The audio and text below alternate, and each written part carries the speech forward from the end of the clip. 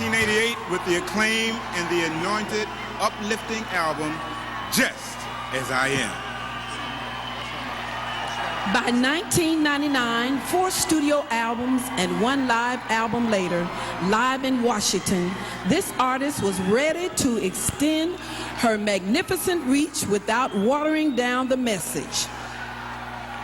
It's always a blessing when the music of the Lord is enjoyed and appreciated by both the gospel and secular community. It is our honor and our pleasure to introduce the magnificent Grammy Award winner, Miss Yolanda Adams.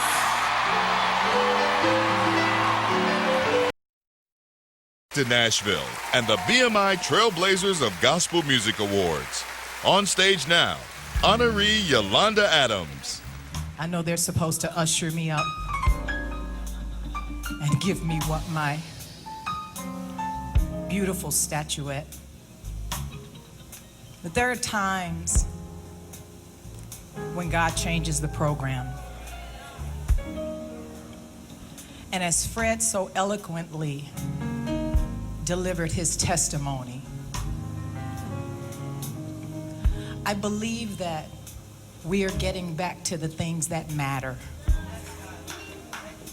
I believe we're actually getting back to the stuff that did keep us on the altar. I really believe that what God is asking all of us in this room to do is be transparent and more like Him. So if we all can just look at where we are right now and take a little time.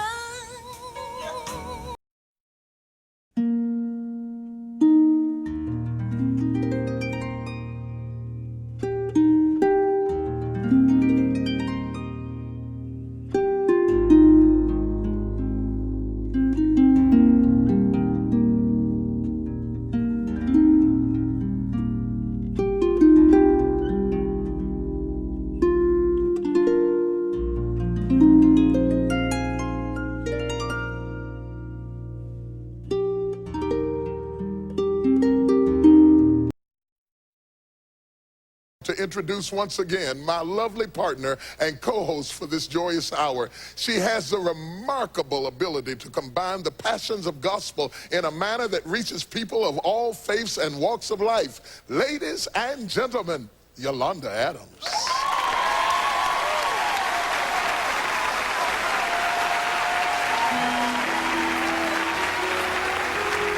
God bless you.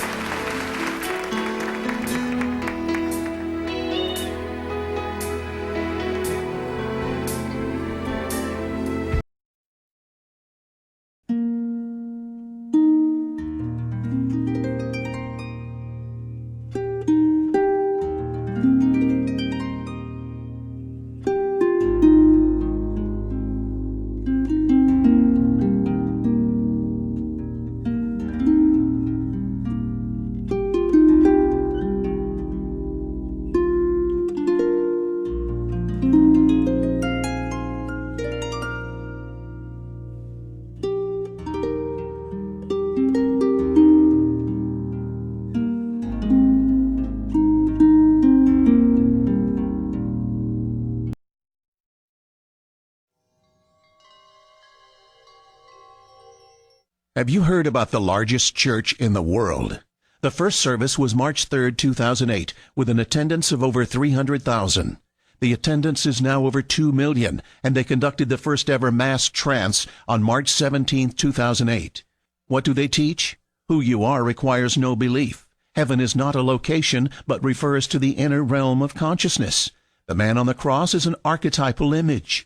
He is every man and every woman. The leader's website teaches these lessons. My mind is part of God's. I am very holy. My holiness is my salvation. My salvation comes from me. Let me remember that there is no sin. Do not make the pathetic error of, quote, clinging to the old rugged cross, unquote. The only message of the crucifixion is that you can overcome the cross. Have you heard of this church? Or maybe its leader?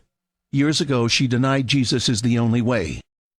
One of the mistakes that human beings make is believing that there is only one way to live, that we don't accept that there are diverse ways of being in the world, that there are millions of ways to be a human being, and many ways, but many paths to what you call God. And her path might be something else, and when she gets there, she might call it the light. But her loving and her kindness and her generosity brings her, if it brings her to the same point that it brings you, it doesn't matter whether she called it God along the way or not. And I guess the danger that could be on that, I mean, it sounds great on the onset, but if you really look at both sides, there couldn't possibly be just one way. What about Jesus? What about Jesus? And you say there isn't only one way. There is one way and only one way, and that is through Jesus. There couldn't possibly be with the millions of people in the world. Today, she has turned her millions of adoring fans over to New Age doctrine. Christians are letting this into their homes and are being deceived. Hello again, everyone. Welcome to week number 3 of our New Earth web class. And again, I thank you. Eckhart Tolle thanks you for joining us as we bring students and seekers together to discuss our latest book club selection, Eckhart Tolle's... Yes. Let's do that again. Yes, yes. Okay. So you're going to lead us in silence. And simply become aware that you are breathing. The air flows in and out, and you feel yourself breathing. Air flows in and out of the body. In reading books such as Tolle's, it's really opened my eyes up to a new way of thinking, a new form of spirituality that doesn't always align with the teachings of Christianity. So my question is to you, Oprah, how have you reconciled these spiritual teachings with your Christian beliefs? I've reconciled it because I was able to open my mind about the absolute, indescribable hugeness of that which we call God. I took God out of the box because I grew up in the Baptist church, and there were, rules and, belief systems and doctrine. And I happened to be sitting in church in my late 20s, and I was going to this church where you had to get there at 8 o'clock in the morning, or you couldn't get a seat, and a very charismatic minister, and everybody was just into the sermon, and this great minister was preaching about how great God was and how omniscient and omnipresent, and God is everything. And then he said, and the Lord thy God is a jealous God. And I was caught up in the rapture of that moment until he said jealous, and something struck me. And I was like, I think about 27 or 28. I was thinking, God is all, God is omnipresent, God is all, and God's also jealous. God is jealous of me.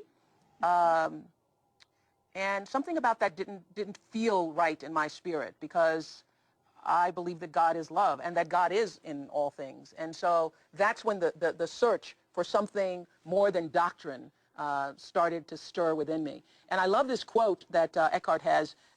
This is one of my favorite quotes in chapter 1, where he says, "Man made God in his own image. The eternal, the infinite, and unnameable was reduced to a mental idol that you had to believe in and worship as my God or our God." Jesus says you are the light of the world. That means you are the consciousness in which the world appears, is seen. So you believe what happens to us at death when the body dies? You don't have a belief. I don't give it any thought. You don't. God, in the essence of all consciousness, isn't something to believe. God is. Yes. God is. And God is a feeling experience, not a believing experience. That's right. And if your religion is a believing experience, if God for you is still about a belief, then it's not truly God. No. That's what you're saying. Yes.